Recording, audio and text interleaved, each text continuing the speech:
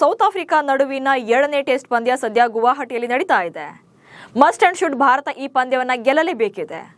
Already ಮೊದಲ ಪಂದ್ಯ ಸೋತಿರೋದೇ ಸಾಕಷ್ಟು ಡ್ಯಾಮೇಜ್ ಆಗಿದೆ. ಹೀಗಾಗಿ 2ನೇ ಪಂದ್ಯವನ್ನಾದರೂ ಕೂಡ ಗೆದ್ದು ಸರಣಿ ಸಮಬಲ ಮಾಡಿಕೊಳ್ಳಲೇಬೇಕಿದೆ. ಅದೆಲ್ಲಕ್ಕಿಂತ ಹೆಚ್ಚಾಗಿ ಈ ಪಂದ್ಯದ ಗೆಲುವು ತಂಡದ ಹೆಡ್ ಕೋಚ್ ಆಗಿರುವಂತಹ ಗೌತಮ್ ಗಂಭೀರ್ ಅವರ ಪಾಲಿಗೆ ಅಗ್ನಿ ಪರೀಕ್ಷೆಯಾಗಿದೆ. ಗೆಲ್ಲದೆ ಇದ್ರೆ ಗಂಭೀರ್ ತಲೆದಂಡಕ್ಕೆ ಒತ್ತಡ ಹೆಚ್ಚಾಗುತ್ತೆ. ತವರಿನ ಈ ಸರಣಿ ಗಂಭೀರ್ ಪಾಲಿಗೆ ಎಷ್ಟು ಮುಖ್ಯ, ಪಂದ್ಯದ ಸೋಲು ಗೆಲುವು ಹೇಗೆ ಎಫೆಕ್ಟ್ ಆಗುತ್ತೆ ಅನ್ನೋ ಬಗ್ಗೆ ಈ ವಿಡಿಯೋದಲ್ಲಿ ಮಾಹಿತಿಯನ್ನು ನೀಡ್ತೇನೆ. ನಾನು ಶಾಂತ. ನೀವು ಸುದ್ದಿಯಾನದ ಸಬ್ಸ್ಕ್ರೈಬರ್ ಆಗೋದಕ್ಕೆ ಮರಿಬೇಡಿ. ಕೋಲ್ಕತ್ತಾದ ಈಡನ್ ಗಾರ್ಡನ್ ಮೈದಾನದಲ್ಲಿ ನಡೆದ ಮೊದಲ ಪಂದ್ಯದಲ್ಲಿ ಭಾರತ ಸೋಲನ್ನ ಕಂಡಿತ್ತು. ಅದು ಕೂಡ 15 ವರ್ಷಗಳ ಬಳಿಕ ದಕ್ಷಿಣ ಆಫ್ರಿಕಾ ಭಾರತದಲ್ಲಿ ಟೆಸ್ಟ್ ಪಂದ್ಯವನ್ನ ಗೆದ್ದು ಸಾಧನೆ ಮಾಡಿತ್ತು. ಅದು ಅಲ್ಲದೆ ಸ್ಪಿನ್ ತಂತ್ರದೊಂದಿಗೆ ದಕ್ಷಿಣ ಆಫ್ರಿಕಾವನ್ನ ಕಟ್ಟಿ ಹಾಕೋಕೆ ಯೋಜನೆ ರೂಪಿಸಿದ್ದ ಭಾರತ ಮೊದಲ ಪಂದ್ಯಕ್ಕಾಗಿ ಸ್ಪಿನ್ ಸ್ನೇಹಿ ಪಿಚ್ಚನ್ನೇ ತಯಾರಿಸಿತ್ತು. ಆದರೆ ತಾನೇ ರೆಡಿ ಮಾಡಿದಂತಹ ಪಿಚ್ನಲ್ಲಿ ತಾನೇ ಸೋಲನ್ನ ಕಾಣಬೇಕಾಯಿತು. ಇನ್ನು 2ನೇ ಇನ್ನಿಂಗ್ಸ್ನಲ್ಲಿ ಟೆಂಬಾ ಬೌಮಾ 55 ರನ್ಸ್ ಕಲೆ ಹಾಕಿದ್ದು ಬಿಟ್ರೆ 4 ಇನ್ನಿಂಗ್ಸ್ಗಳ ಪೈಕಿ ಬೇರೆ ಯಾರಿಂದಲೂ ಕೂಡ ಅರ್ಧ ಶತಕ ಕೂಡ ಬಂದಿರಲಿಲ್ಲ. 2.25 ದಿನದಲ್ಲೇ ಎರಡೂ ತಂಡಗಳು ಆಲ್ಔಟ್ ಆಗಿ ಅಂದ್ರೆ ಟೋಟಲ್ ಆಗಿ 38 ವಿಕೆಟ್ಗಳು ಉರುಳಿತ್ತು. ಪಂದ್ಯದ ಬಳಿಕ ಭಾರತ ತಂಡದ ಪ್ರದರ್ಶನ ಹಾಗೆ ಹೆಡ್ ಕೋಚ್ ಬಗ್ಗೆ ಸಾಕಷ್ಟು ಟೀಕೆಗಳು ಕೇಳಿ ಬರ್ತಾ ಇವೆ. ಆದರೆ ಇದೆಲ್ಲವನ್ನ ಒಂದು ಮಟ್ಟಿಗೆ ತರಬೇಕು ಅಂದ್ರೆ 2ನೇ ಪಂದ್ಯವನ್ನ ಗೆಲ್ಲಲೇಬೇಕಿದೆ. ಗಂಭೀರ್ ಪಾಲಿಗಂತೂ ಫ್ಯೂಚರ್ ಡಿಸೈಡರ್ನಂತೆಯೇ ಇದೆ ಈ ಪಂದ್ಯ. ಗಂಭೀರ್ ಪಾಲಿಗೆ ಯಾಕೆ ಈ ಗೆಲುವು ಮೋಸ್ಟ್ ಇಂಪಾರ್ಟೆಂಟ್ ಆಗುತ್ತೆ, ಅವ್ರ ವಿರುದ್ಧ ಕೇಳಿ ಬಂದಿರುವಂತ ಅಸಮಾಧಾನಗಳು ಏನೆಲ್ಲ ಅನ್ನೋದನ್ನ ಒಂದೊಂದಾಗಿ ನೋಡ್ತಾ ಹೋಗೋಣ. ಮೊದಲಿಗೆ 2ನೇ ಪಂದ್ಯ ಗಂಭೀರ್ ಪಾಲಿಗೆ ಅಗ್ನಿ ಪರೀಕ್ಷೆ ಆಗೋಕೆ ಮುಖ್ಯ ಕಾರಣ ಮೊದಲ ಪಂದ್ಯವನ್ನ ಸೋತ ಬಳಿಕ ಹೆಚ್ಚಾಗಿದೆ ಟೀಕೆ. ಗೌತಮ್ ಗಂಭೀರ್ ಜೊತೆ ಟೀಂ ಇಂಡಿಯಾ ಬಗ್ಗೆ ಕೂಡ ಅಪಸ್ವರಗಳು ಕೇಳಿ ಬರ್ತಾ ಇವೆ. ಮೊದಲ ಪಂದ್ಯ ಸೋತಂತ ಗಂಭೀರ್ ಅವರ ಹೆಡ್ ಕೋಚ್ ಹುದ್ದೆಯಿಂದ ಗಂಭೀರ್ ಅವರನ್ನ ಕೆಳಗಿಳಿಸಬೇಕು ಅಂತೇಳಿ ಈಗ ಆಲ್ರೆಡಿ ಆರೋಪಗಳು ಕೇಳಿ ಬರ್ತಾ ಇದೆ ಅಂಡ್ ಒತ್ತಡಗಳು ಕೂಡ ಜಾಸ್ತಿ ಆಗ್ತಾ ಇದೆ. ಸೋಷಿಯಲ್ ಮೀಡಿಯಾ ಮೂಲಕ ಗಂಭೀರ್ ಅವರ ತಲೆದಂಡಕ್ಕೆ ಒತ್ತಾಯ ಹೆಚ್ಚಾಗ್ತಾ ಇದೆ. ಅಂಡ್ ಪ್ರತಿಭಾವಂತ ಆಟಗಾರರ ಕಡೆಗಣನೆ ಆರೋಪ ಕೇಳಿ ಬರ್ತಾ ಇರುವಂತದ್ದು.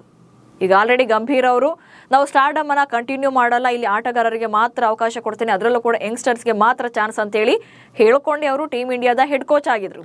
ಅದಾದ ಬಳಿಕ ತಂಡದಲ್ಲಿ ಸಾಕಷ್ಟು ಬದಲಾವಣೆಗಳಾಗಿದೆ. ಅದೆಲ್ಲಕ್ಕಿಂತ ಹೆಚ್ಚಾಗಿ ಸಾಕಷ್ಟು ಟೆಸ್ಟ್ ಆಗಲಿ ODI ಮಾದರಿ ಇರಲಿ ಕೆಲ ಪ್ರತಿಭಾವಂತ ಆಟಗಾರನ ಕಡೆಗಣೆ ಮಾಡ್ತಿರುವಂತ ಆರೋಪ ಇದೆ.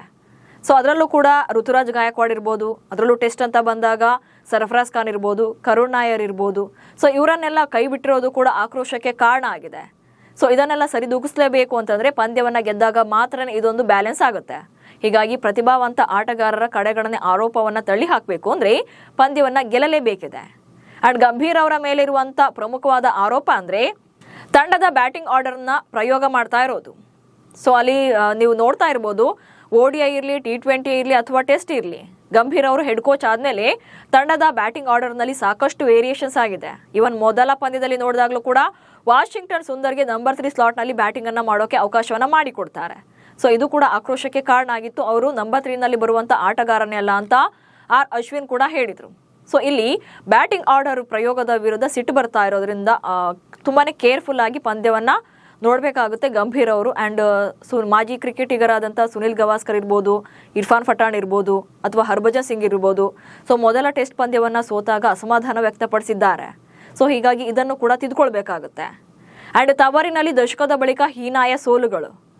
ಆಕ್ಚುಲಿ ಗಂಭೀರ್ ಹೆಡ್ ಕೋಚ್ ಆದ್ಮೇಲೆ ವೈಟ್ ಬಾಲ್ ಸೀರೀಸ್ನಲ್ಲಿ ಅದ್ಭುತ ಪ್ರದರ್ಶನಗಳೇ ಬರ್ತಿದೆ. ಸೊ ಅವ್ರು ಬಂದ್ಮೇಲೆ ವೈಟ್ ಬಾಲ್ ಸೀರೀಸ್ನಲ್ಲಿ T20 ಸರಣಿಗಳನ್ನ ಭಾರತ ಸೋತೇ ಇಲ್ಲ. ಅಂಡ್ ODIನಲ್ಲಿ 2000 ವೇರಿಯೇಷನ್ಸ್ ಇದೆ ಆದ್ರೂ ಕೂಡ ICC ಚಾಂಪಿಯನ್ಸ್ ಟ್ರೋಫಿನ ಗೆದ್ದಿದ್ದಾರೆ. ಬಟ್ ಟೆಸ್ಟ್ ಅಂತ ಬಂದಾಗ ಸಾಕಷ್ಟು ಸೋಲುಗಳೇ ಇದೆ. ಅದರಲ್ಲೂ ಕೂಡ 2024ರ ಎಂಡ್ನಲ್ಲಿ ನ್ಯೂಜಿಲೆಂಡ್ ವಿರುದ್ಧ ತವರಿನಲ್ಲೇ ಕ್ಲೀನ್ ಸ್ವೀಪ್ ಆಗಿದ್ರು. ಅಂಡ್ ಅದು ಅಲ್ಲದೆ ಈಗ 15 ವರ್ಷಗಳ ಬಳಿಕ ಸೌತ್ ಆಫ್ರಿಕಾ ವಿರುದ್ಧ ಮೊದಲ ಪಂದ್ಯವನ್ನ ಸೋತಿದ್ದಾರೆ. ಸೊ ಇದ್ರ ಬಗ್ಗೆ ಕೂಡ ಸಾಕಷ್ಟು ಟೀಕೆಗಳು ವ್ಯಕ್ತವಾಗ್ತಾ ಇದೆ. ಮತ್ತೊಂದು ಕಡೆ WTC ಅಂಕಪಟ್ಟಿಯಲ್ಲಿ ತಂಡದ ಕುಸಿತ ಆಗ್ತಾ ಇದೆ. ಆಕ್ಚುಲಿ ಮೊನ್ನೆಯ ಪಂದ್ಯವನ್ನ ಗೆದ್ದಿದ್ರೆ ಭಾರತ ಟಾಪ್ 2ಗೆ ಬರ್ತಾ ಇತ್ತು. ಬಟ್ ಈಗ ಆ ಪಂದ್ಯವನ್ನ ಸೋತಿರೋದ್ರಿಂದ 3ನೇ ಸ್ಥಾನದಲ್ಲಿದ್ದಂಥ ಭಾರತ ತಂಡ 4ನೇ ಸ್ಥಾನಕ್ಕೆ ಕುಸಿತ ಕಂಡಿದೆ. ಅಂಡ್ 4ನೇ ಸ್ಥಾನದಲ್ಲಿದ್ದಂಥ ಸೌತ್ ಆಫ್ರಿಕಾ ಟಾಪ್ 2ಗೆ ಹೋಗಿದೆ.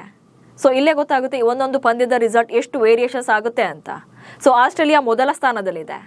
ಸೊ ಟಾಪ್ 2025-27ರ ಸೈಕಲ್ನಲ್ಲಿ ಯಾರು ಟಾಪ್ 2ನಲ್ಲಿ ಇರ್ತಾರೋ ಅವ್ರಿಗೆ ಮಾತ್ರವೇ WTC ಫೈನಲ್ ಅಲ್ಲಿ ಆಡೋಕೆ ಅವಕಾಶ ಸಿಗುತ್ತೆ. ಸೊ ಒಂದೊಂದು ಮ್ಯಾಚ್ ಕೂಡ ಇಂಪಾರ್ಟೆಂಟ್ ಆದಾಗ ಸೊ ಅಲ್ಲಿ ವೇರಿಯೇಷನ್ಸ್ ಆಗುತ್ತೆ ಸ್ಲಾಟ್ಗಳ ಪೈಕಿ. ಅದು ಅಲ್ಲದೆ ಈಗ ಆಲ್ರೆಡಿ ಭಾರತ ತಂಡ 4ನೇ ಸ್ಥಾನಕ್ಕೆ ಕುಸಿದಿದೆ. ಇದು ಹೀಗೆ ಕಂಟಿನ್ಯೂ ಆದರೆ ಮತ್ತಷ್ಟು ಕುಸಿತವನ್ನ ಕಾಣಬೇಕಾಗುತ್ತೆ. ಜೊತೆಗೆ ಮುಂದಿನ ಪಂದ್ಯಗಳಲ್ಲಿ ಚೇತರಿಕೆ ಮಾಡಿಕೊಳ್ಳೋಕ್ಕೂ ಕೂಡ ಕಷ್ಟ ಆಗಬಹುದು. ಸೊ ಇದೆಲ್ಲ ಒಂದು ರೀತಿ ಡ್ಯಾಮೇಜ್ ಆಗುತ್ತೆ. ಹೀಗೆ ಪ್ರತಿ ಬಾರಿ ಯಾವುದೇ ಪಂದ್ಯಗಳಿಗೆ ಟೀಮ್ ಅನೌನ್ಸ್ ಆದಾಗಲೂ ಕೂಡ ಅಪಸ್ವರಗಳು ಕೇಳಿ ಬರ್ತಾನೆ ಇರುತ್ತೆ. ಅಂಡ್ ಕ್ರಿಕೆಟ್ನಲ್ಲೂ ಕೂಡ ಗೌತಮ್ ಗಂಭೀರ್ ಮತ್ತು ಆಯ್ಕೆ ಸಮಿತಿ ಮುಖ್ಯಸ್ಥ ಅಜಿತ್ ಅಗರ್ಕರ್ ಪಾಲಿಟಿಕ್ಸ್ ಮಾಡ್ತಿರುವಂತ ಆರೋಪ ಇದೆ. ಇನ್ನು ನ್ಯೂಜಿಲೆಂಡ್ ವಿರುದ್ಧ ಕಳೆದ ವರ್ಷ ತವರಿನಲ್ಲಿ ಆದಂತಹ ವೈಟ್ ವಾಶ್ ಮುಖಭಂಗ ಹಸಿಯಾಗೇ ಇದೆ. ಹೀಗಿರುವಾಗ ಸೌತ್ ಆಫ್ರಿಕಾ ವಿರುದ್ಧ ವೈಟ್ ವಾಶ್ ಮುಖಭಂಗ ತಪ್ಪಿಸಿಕೊಳ್ಳಲೇಬೇಕು. ಸೊ ಇದಕ್ಕೋಸ್ಕರ ಈ ಪಂದ್ಯವನ್ನ ಗೆಲ್ಲಲೇಬೇಕಿದೆ. ಆದರೆ ಗೌತಮ್ ಗಂಭೀರ್ ಅವರ ವರ್ತನೆಯೇ ಡಿಫ್ರೆಂಟ್ ಆಗಿದೆ. ಭಾರತದ ಯಾವುದೇ ಪಂದ್ಯಗಳು ಇದ್ದಾಗಲೂ ಕೂಡ ಡಗೌಟ್ನಲ್ಲಿ ಕುಳಿತು ಸೀರಿಯಸ್ ಆಗಿ ಪಂದ್ಯಗಳನ್ನ ನೋಡೋದು ಬಿಟ್ರೆ ಒಂದು ಸಣ್ಣ ರಿಯಾಕ್ಷನ್ಸ್ ಕೂಡ ಅವರಿಂದ ಇರೋದಿಲ್ಲ. ಗೇಮ್ ಕೈ ತಪ್ತಾ ಇದೆ ಅಂದಾಗ್ಲೂ ಕೂಡ ಅವರಿಂದ ಸಣ್ಣ ಎಕ್ಸ್ಪ್ರೆಷನ್ ಕೂಡ ಇರೋದಿಲ್ಲ, ಸಜೆಷನ್ ಕೂಡ ಬರೋದಿಲ್ಲ. ಗಂಭೀರ್ ಅವರ ಇದೇ ವರ್ತನೆ ಹೀಗೆ ಕಂಟಿನ್ಯೂ ಆದರೆ ತಂಡಕ್ಕೆ ಹೊಡೆತ ಬೀಳೋದ್ರಲ್ಲಿ ಡೌಟೇ ಇಲ್ಲ. ಅಂಡ್ ದಶಕಗಳಿಂದ ಕಟ್ಟಿರುವಂತಹ ಬಲಿಷ್ಠ ಕೋಟೆಗೆ ದೊಡ್ಡ ಡ್ಯಾಮೇಜ್ ಆದ್ರೂ ಕೂಡ ಅಚ್ಚರಿ ಪಡಬೇಕಿಲ್ಲ. ನಮಸ್ಕಾರ.